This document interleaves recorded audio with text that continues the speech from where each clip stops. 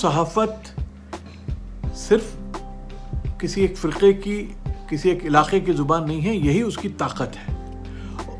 اردو کشمیر سے لے کے کنیا کماری تک اور بنگال سے لے کے پنجاب اور مہاراشٹر تک پڑھی بولی سمجھی جاتی ہے۔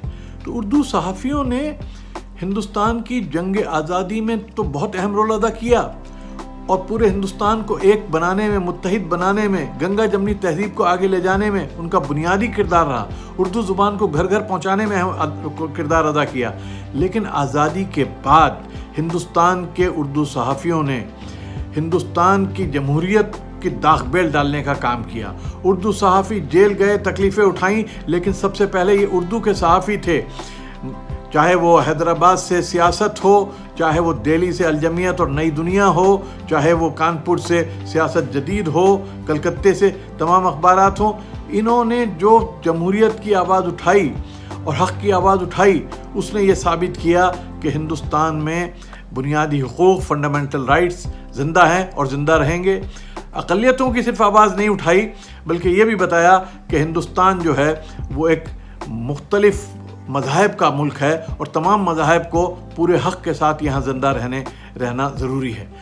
اس لیے میں سمجھتا ہوں کہ اردو صحافت نے ہندوستان میں جمہوریت کی داغ بیل ڈالنے میں، سنویدھان کی، قانون کی، آئین کی داغ بیل ڈالنے میں بہت اہم رول ادا کیا ہے، اور آج بھی اردو صحافت پورے ہندوستان کو ایک کرنے میں اہم رول ادا کر رہی ہے۔ اور اردو صحافت واحد صحافت ہے جس کے اخبار چنئی سے بھی نکلتے ہیں، جس کے اخبار کرناٹک سے بھی نکلتے ہیں، گلبرگہ سے بھی نکلتے ہیں،